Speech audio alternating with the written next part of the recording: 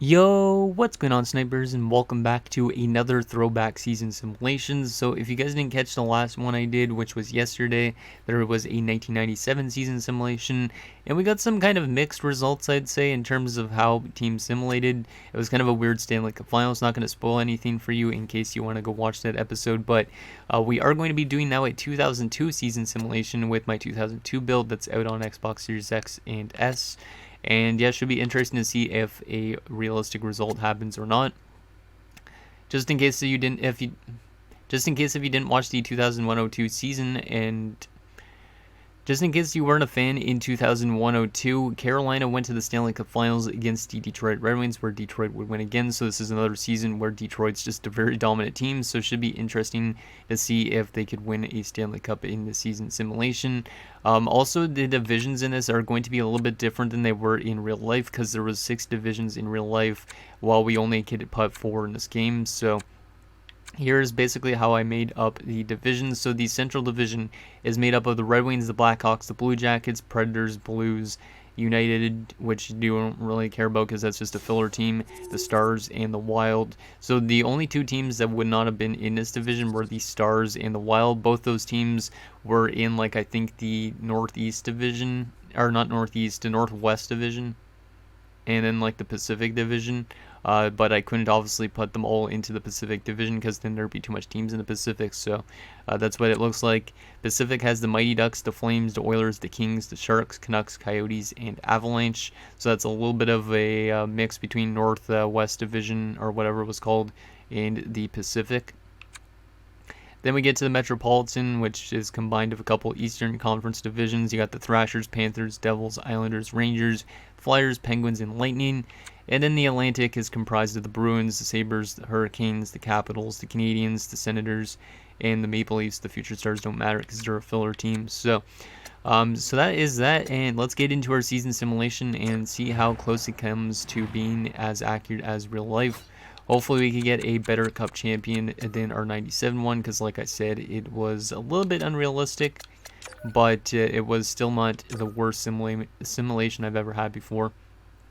But it's still been interesting to see if we could get like a rematch of the Cup Finals. But like I said, I don't really know if Carolina is going to be that great of a team, because in real life they didn't have the best season, but they still made the Cup Finals. So we'll see. Right now they're not off to the greatest of starts. Also, I did turn on ties for this one. Last episode I didn't. Okay, so yeah, Carolina's off to a little bit of a rocky start. I don't know if they're going to make the playoffs.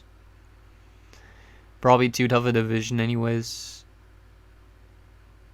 But yeah, Detroit should more than likely win the Cup in this. If they don't, that's going to be another big surprise like last time. So we'll see what happens. Yeah, Carolina's not going to make the playoffs at this rate. They're just losing too much games. At least I think. And let's stop the simulation.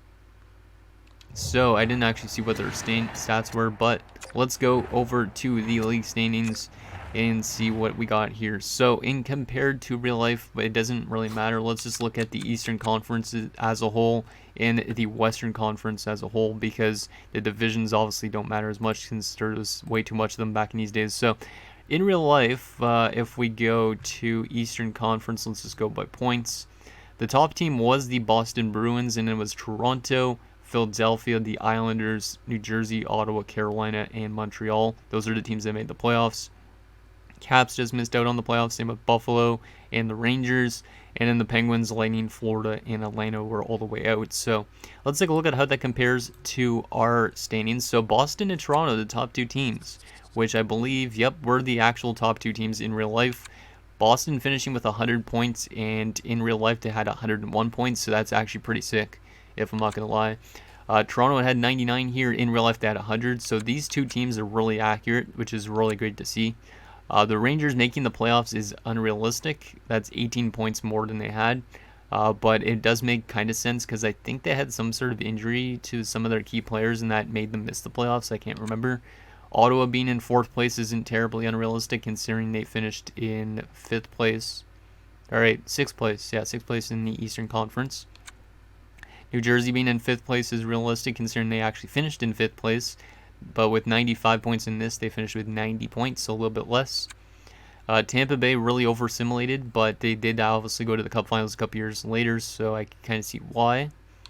Buffalo also made the playoffs, which in real life they didn't, but they did finish with the exact same amount of points, 82 points in 82 games. In real life, they finished 35, 35, and 11. In this, they finished 35, 35, 10, and 2. That is almost bang on in terms of how they simulated. That's actually crazy. I like that. And then Pittsburgh made the playoffs as well, which is a little bit of a weird one because they should have been quite a bit worse. In real life, they had 69 points. In this, they had 82 points. But in general, the Eastern Conference looks pretty tight. Atlanta just missing out on the playoffs. They should have been way worse. Montreal missing out on the playoffs even though they made the playoffs in real life. Carolina missed out on the playoffs, which is unfortunate, so we're not going to get an exact rematch of Vote 2, but it is what it is. Washington being near the bottom, it's kind of unrealistic considering, but the amount of points, they only had like 7 less points. Philadelphia being near the bottom is really unrealistic because in real life they finished 3rd in the East with 97 points. In this, they finished with 76 points, so I don't know what went wrong. And then the Islanders way down there, which makes kind of sense, I think. No, actually, no, it doesn't. They finished in the playoffs with 96 points, and in this, they finished with 73. So a couple teams under-simulated completely. And then Florida with 64 points. On the bottom is realistic. They finished with 60 points, and North America doesn't matter. So not too bad in terms of how the Eastern Conference simulated. I'd like to see Philadelphia and Islanders simulate a little bit better. Obviously, Carolina too, and Montreal. But to see teams that like actually finished in the right around the same spot, like Boston, Toronto, Ottawa, New Jersey, that's pretty good. Now we got to take a look at how the Western Conference stacked up in real life. So the Western Conference, hopefully this is zoomed in enough to you guys. I'm going to zoom it in just in case, just to make it a little bit more readable, because I'm not sure how readable last episode was. So basically Detroit led the West by quite a large margin in real life with 116 points. Colorado, San Jose, St. Louis, Chicago, Phoenix, LA, Vancouver all made the playoffs. And then Edmonton, Dallas, Calgary, Minnesota, and then Nashville, Anaheim, and Columbus all missed out in the playoffs. I'm kind of surprised that Dallas missed out in real life, but it is what it is. Let's see how the Western Conference stacked up in this simulation. So the top team in the West, the Detroit Red Wings, in our simulation, just like real life, but 10 less points, so not too bad on that front. Vancouver finished 2nd. In real life, they did make the playoffs, but they were the 8th seeded team, so they over-simulated by 10 points, but it's still not too bad. Columbus somehow made the playoffs in our simulation, which I honestly don't understand why. That's kind of weird. So Columbus really over-simulated by like 40 points almost, which is kind of nuts. Minnesota finishing in 4th, which is not... Yeah, that's over-simulating a bit. Yeah, by 21 points. So 2 really over-simulated teams. Anaheim also over-simulated by quite a bit. They made the playoffs, but in real life, obviously, they didn't. But it kind of makes sense because, like I was saying with the other teams, they made the Stanley Cup Finals the year afterwards. So I can kind of see why that is the case. Colorado finished in 6th, which is kind of a low spot for them, but 6 less points than in real life, but at least they made the playoffs. Dallas made the playoffs, which they shouldn't have, but they still finished with the amount of points that they had in real life. 90 points in 82 games, but a little bit of a better record. Phoenix also making the playoffs, and in real life they did as well. So a couple of teams made the playoffs that actually should have, but who missed out on the playoffs? Chicago's the big one. They actually made the playoffs in real life with 96 points. They had 86 here. St. Louis also missed on the playoffs, which is interesting because they had 98 points and made the playoffs. LA missed the playoffs. They also were in the playoffs in real life. San Jose missed the playoffs, but in real life they did make the playoffs. So this Western Conference isn't as good as the East, it seems like, in terms of the simulation right now. And then Calgary and Edmonton. And the worst team was the Nashville Predators, which is kind of realistic considering they had 69 points in real life, and in this they had 62. Not too bad. I wouldn't say the most unrealistic simulation, at least in terms of the Eastern Conference. So now that that is done, let's take a look at the entire league standings. So Detroit's going to win the President's Trophy with 106 points. Only 3 teams with 100 plus points, which is kind of surprising. Who won the President's Trophy in real life? It was Detroit with 116, so at least that's somewhat accurate. So that's pretty good. Who was the worst team in the league in real life? Atlanta. In this, it was who? It was the Nashville Predators. Interesting. Okay, in real life, who was the best goals for game team? It was the Vancouver Canucks. That's interesting. The best offensive team in this was the Vancouver Canucks. Wow, okay. So we're actually getting some pretty good simulation in this. Goals against, the best goals against team was the Detroit Red Wings. And in this, it was the Colorado Avalanche in real life. So, not too bad. And Detroit allowed 187 goals in real life, and in this they allowed 189, so that's pretty close. That's pretty nice.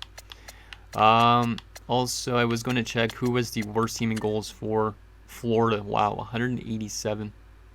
Who was the worst team in goals for in real life? Columbus with 164 goals. That's nothing hardly. And then the worst team in goals against in this was Nashville, 271. Wow. But in real life, the worst was the Atlanta Thrashers with 288. Damn.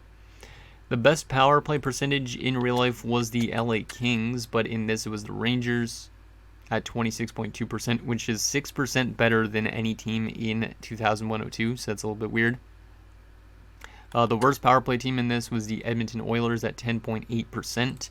The worst team in real life was the Mighty Ducks at 11.5%, or 11.53%, I should say. The best penalty kill in the simulation was the Colorado Avalanche at 87.7%.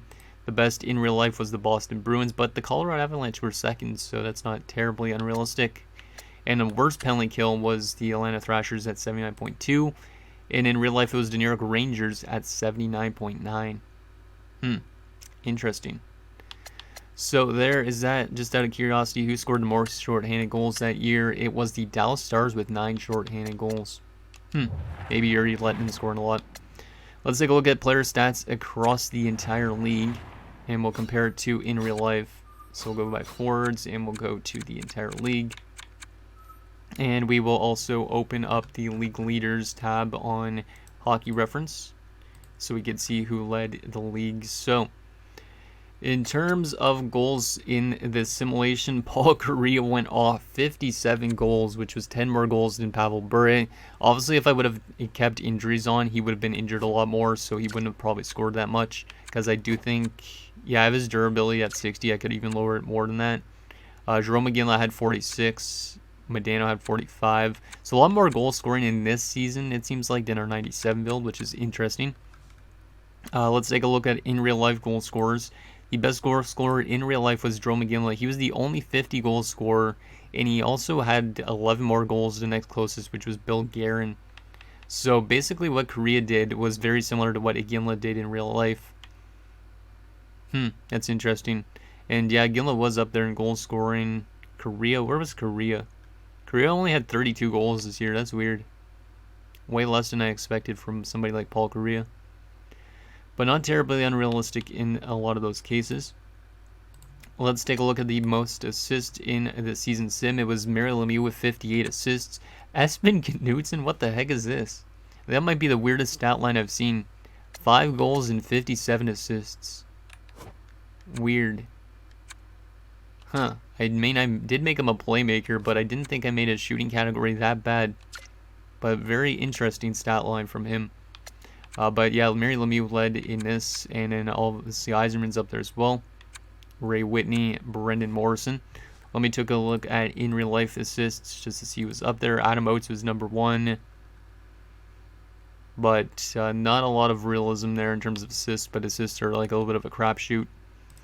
And then in terms of point-wise, the best point man was Paul Kariya with 100 points, which was 12 more than Pavel Bure. Damn. Yeah, a lot more offense in this season than in our other one, which is very interesting.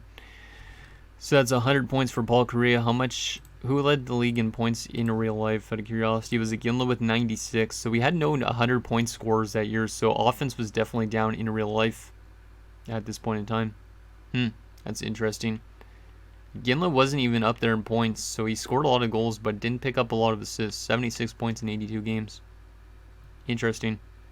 So that is that. Let's take a look at the best defenseman for points. It's going to be Brian Leetch with 82 points in 82 games. He scored 28 goals. Wow. That is a lot of shots and a lot of goals. Al McInnes had 51, was the next closest. So Bryant Leach completely went off, and that's why the Rangers made the playoffs. But not a lot of offense from the defensive core on the entire NHL, which is interesting. Who actually led defensemen in points in 2002? Out of curiosity. Let's go to points and let's take a look. The best defenseman for points that year. I'm going to have to zoom in on this maybe. Actually, maybe I won't. The top defenseman was Sergei Gonchar or no? Or did I miss somebody else? Yeah, it looks like it might have been Gonchar with 59 points. I think. Yeah, him and Lidstrom both had 59 points. Interesting. It's a little bit low scoring as well. So that is that. And let me just take a look at goals. Ed Jovanovski also had 21. So the shooting biases are definitely affecting that. Best goalie in terms of our simulation was Dominik Hasek with 40 wins. Most shutouts was Curtis Joseph with 6. Best save percentage was Kippersoft, but he was a backup. So Patrick Wall with a 925. Best goals against by a starter, though, was Dominik Hasek with a 227. Him and Wall both having the same goals against. Interesting. Let's take a look at it in real life for goalie stats as well, because I know some of you guys like goalies. Let's go back here, and let's take a look at the goalies. And let's look at wins. So Dominik Hasek actually led the league in wins in real life as well with 41, and he had 40 in this, so that's pretty realistic. So that's good to see that. And then we got to take a look at save percentage. It was Jose Theodore with a 931, which is interesting. But Jose Theodore was nowhere to be found up here. Oh, no, there he is, 919. That's not bad. Best goals against, like we said in our simulation, was a 2.27, which is interesting. The best in real life was a 194. So we're not still getting the most realistic results, but it's not too bad. Most shutouts this season by a goalie in our simulation was 6 by Curtis Joseph, but in real life it was Patrick Wall with 9. Interesting. So that is the season portion of this simulation. Now we got to take a look at the playoff tree. And then we got to see who's going to win the Stanley Cup. Detroit's the favorite, according to this, which is good considering they should be. So, in terms of the playoff tree in this, we got Columbus and Minnesota, so that's a bit of a weird one considering both those teams didn't make the playoffs. Arizona and Detroit, Anaheim and Colorado, and Vancouver and Dallas. And then in the East, you got the Rangers and Devils. Rangers again? What the heck is it doing? Oh, it's glitching out. Yeah, there's a glitch when you substitute teams for some reason. Because it says the Rangers are playing 3 series and Toronto's playing 2 series. I can't tell who those are. Can I check back here and take a look at this? No, I can't see either. Oh, no, I can. There we go. It reset itself a little bit. So in the East, we actually have Toronto and Ottawa. That's actually pretty sick. Rangers in Buffalo, New Jersey and Tampa, and Boston and Pittsburgh. Okay. Now I could actually read what it says instead of that stupid glitch. Okay, so that is the playoff bracket. Let me take a look at the playoff bracket in real life quickly. Open that up in another tab, and I will show you guys what the actual playoff bracket looked like. 2001-02 NHL season. Let's take a look at the playoff bracket. So in real life, it was actually Boston, Montreal, Philadelphia, and Ottawa, Carolina, New Jersey, Toronto, and the Islanders. So we didn't get any same matchups. And in the West, it was in real life Detroit and Vancouver, Colorado and Los Angeles, San Jose and Phoenix, and St. Louis and Chicago. So not really realistic in the West. A lot of random teams there, but it is what it is. Okay, let's get into the playoffs. Just simulate through this as fast as possible. Let's see who ends up winning the Stanley Cup, because this video is already around 20-something minutes. Let's go to June the 5th, and who is going to win the Stanley Cup for 2001-02? It sucks that it won't be Carolina going to the Cup Finals, but as long as we get Detroit winning the Stanley Cup, that'd be good. Who's going to win the Stanley Cup? Oh, Vancouver's on to the Conference Finals. That's a little bit weird. And Ottawa's almost into the Cup Finals, which is good for me. Ottawa and Vancouver in the Cup Finals. Interesting. I mean, it's a bit unrealistic. Vancouver was a good team, but Ottawa also was a really good team the year after this. And Vancouver is going to win the Stanley Cup in 2002. So there you go, Canucks fans. There's a cup win for the Canucks. That's a little bit weird. So we're not getting the most realistic cup winners, but it's always randomized, I feel like. So there's the final brackets. So Detroit only got to the second round before Minnesota somehow knocked them out. I don't know how. So they kind of did what they did in 2003 to Colorado. And then, yeah, Vancouver, Minnesota Conference Finals. And Vancouver takes out Ottawa in 5 games in the Cup Finals. It makes sense for Ottawa to get that far. But it doesn't make sense for Vancouver, really, too, I would say. It's kind of nice to see Ottawa, though, win a 7-game series over Toronto. Just to get some payback for in real life. So there's the final playoff bracket. Not too bad. A little bit of a weird sim. Finally, let's take a look at some player stats throughout the entire playoffs for each team, just to see who did what. So in terms of Anaheim, Korea and Ruchin were doing good, but everybody else was a bit quiet on this team, it seems like, which kind of makes sense. Goalie-wise, Jaguar was not great either, which is a little bit weird, and Steve Shields played a little bit. In terms of Boston, Joe Thornton was the best player on their team, but once again, solid depth scoring, but maybe they just weren't that good defensively, or goaltending was the crapshoot. Yeah, actually, Defoe is really solid. So it's kind of weird that they had a -7 player in Stock and Zamaner, so I guess their fourth line was doing terrible. Buffalo, led by Slavik Kozlov, 6 points. Not terrible depth scoring for a 6-game series that they lost in, but that means goaltending wasn't that good. Yeah, goaltending was terrible, especially from Biron, who's their starter. Mika Noranen won a game, so Noranen should have probably played more in the playoffs, but it is what it is. Colorado, Joe Sakic was really good, and yeah, that's pretty much that. I think Peter Forsberg was scratched because I scratched him due to he was actually injured the entire season, so I should have maybe put him back in the playoffs just to make it a little bit more realistic, but it is what it is. A 926 save percentage and a 197. So Patrick Waugh was really good, but Colorado didn't win. Columbus, yeah, as you would expect, somehow they managed to get to the playoffs, and they were out in the first round, but some solid depth scoring, which is kind of surprising. And then Ron Tugnutt wasn't terrible either. Then we go on to Dallas, Mike Modano, Lettinen, just as I'd expect. Some solid goal scoring, actually, throughout their lineup. Like, everybody on the team almost had a point in those 6 games, but very bad defensive play. Belfour was not really that great, and then Turco wasn't that good either. Then we head to the Detroit Red Wings. Pretty good offense, pretty good depth scoring, as you'd expect from a team that has a lot of Hall of Famers on it. Don't know how they didn't win the Stanley Cup in the sim, but the sim is always random as heck. Goalie-wise, Hasek was not terrible, but he wasn't as good as he was during the regular season. Then we head over to Minnesota. Marian Gaborik somehow up there, Laxton up there. Actually, it makes sense for Gaborik to be up there, but it's pretty early into his career. But some really solid depth scoring from Minnesota, so I'm kind of surprised that they got as far as they did. Willie Mitchell was a +9, so some good defensive play from him. And Fernandez was really good, which makes sense because Manny Fernandez was actually pretty underrated at some points of his career, so like that.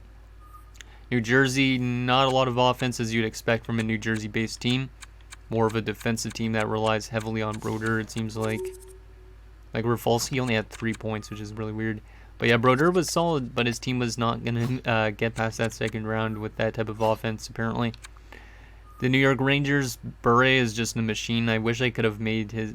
maybe I should have turned on injuries a little bit, but I don't want these videos to be too long, so... But Bure was really good.